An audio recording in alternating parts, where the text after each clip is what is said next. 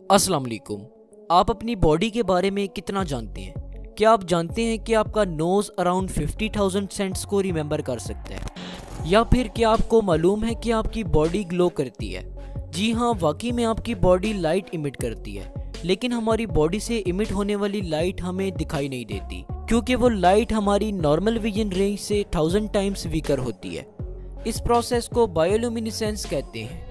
ऐसा हमारी बॉडी में प्रेजेंट लिविंग सेल्स में लगातार होने वाले केमिकल रिएक्शंस की वजह से होता है। ह्यूमंस में इस फिनोमेना को पहली बार 2009 में जापानीज साइंटिस्ट के एक ग्रुप ने सुपर सेंसिटिव कैमरास की मदद से कैप्चर किया था। इन साइंटिस्ट ने यह भी ऑब्जर्व किया था कि हमारे फेस में से लाइट हाईएस्ट डेंसिटी के साथ इमिट होती है, स्पेसिफिकली हमारी चीक्स और फोरहेड में से। हमारी बॉडी में और भी कई बहुत सी ऐसी चीजें होती हैं जिनका हमें इल्म नहीं होता।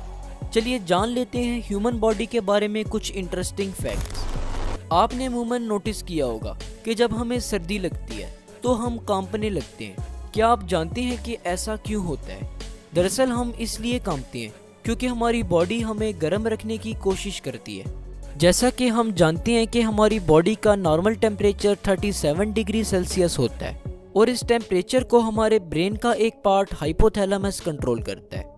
आमतौर पर सर्दियों के मौसम में टेम्परेचर काफ़ी लो होता है, इसलिए अगर हमने गर्म कपड़े ना पहन के रखे हों तो हमें सर्दी लगने लगती है और हमारी बॉडी का टेम्परेचर भी डिक्रीज होने लगता है। टेम्परेचर में होने वाली इस कमी को हाइपोथैलेमस फ़ौरन से डिटेक्ट कर लेता है और फिर हाइपोथैलेमस हमारे मसल्स को तेज़ी से कॉन्ट्रैक्ट और रिलैक्स करने के लिए सिग्नल भेजता है और इसी वजह से हम कांपते हैं।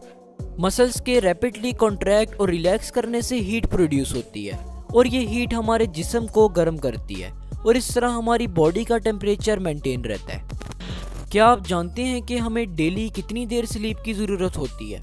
एक न्यूबॉर्न बेबी को डेली 16 से 20 घंटे की स्लीप की ज़रूरत होती है। एक 5 साल के बच्चे को डेली 10 से 11 घंटे और एक 20 साल के एडल्ट को डेली 7 से 8 घंटे की स्लीप की ज़रूरत होती है, जबकि एक 80 साल के बूढ़े शख्स को सिर्फ एक दिन में 5 घंटे की नींद की ज़रूरत होती है।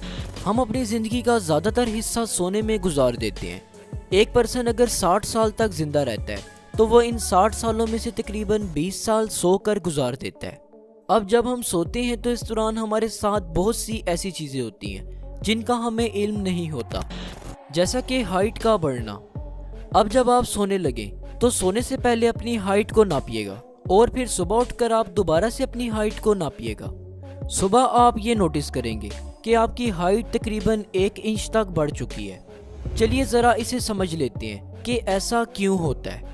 दरअसल दिन के दौरान हमारी बॉडी में प्रेजेंट स्पाइनल कॉर्ड यानी रीढ़ की हड्डी आहिस्ता आहिस्ता कंप्रेस हो जाती है।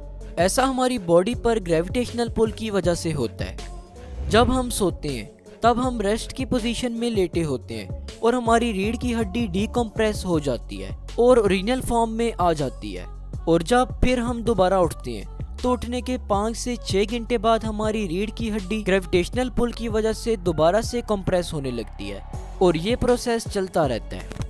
हमारी नींद के 2 अहम स्टेजेस होते हैं, रैपिड आई मूवमेंट स्लीप और non rapid eye movement sleep. REM stage में हमें ख्वाब भी आते हैं। आरईएम स्लीप के दौरान हमारी आईज काफ़ी अजीब तरीके से बिहेव करती हैं। दरअसल इस दौरान हमारी आईज हमारी क्लोज्ड आईलेट्स के पीछे रैपिडली मूव कर रही होती हैं। इस प्रोसेस को सकार्ड्स भी कहा जाता है और ये मूवमेंट हमारी बॉडी में होने वाली फास्टेस्ट मूवमेंट्स में से एक है। अब सवाल ये आता है कि आरईएम स्लीप के दौरान हमारी आईज क्यों मूव करती हैं? कुछ स्टडीज़ के मुताबिक ये बात सामने आई है कि हमारी आईज हमारे ड्रीम्स में इमेजेस को फॉलो कर रही होती हैं। एक एवरेज ह्यूमन बीइंग ऑक्सीजन के बिना तकरीबन 3 मिनट तक जिंदा रह सकता है, बिना पानी पिए तकरीबन 3 से 5 दिन तक जिंदा रह सकता है और बिना खाए तकरीबन 40 दिन तक जिंदा रह सकता है। क्या आप जानते हैं कि जब हम खाना खाते हैं तो उसके बाद उसे पूरी तरह से डाइजेस्ट होने में तकरीबन 12 घंटे तक लगते हैं। हमारी स्नीज यानी हमारी छींक तकरीबन 160 किलोमीटर पर आवर की स्पीड से ट्रेवल कर सकती है। ये तो हम सब जानते हैं कि तमाम ह्यूमन बीइंग्स के यूनिक फिंगरप्रिंट्स होते हैं, लेकिन आपको बताता चलूं कि सिर्फ फिंगरप्रिंट ही नहीं बल्कि तमाम ह्यूमन बीइंग्स के टंग प्रिंट्स भी यूनिक होते हैं।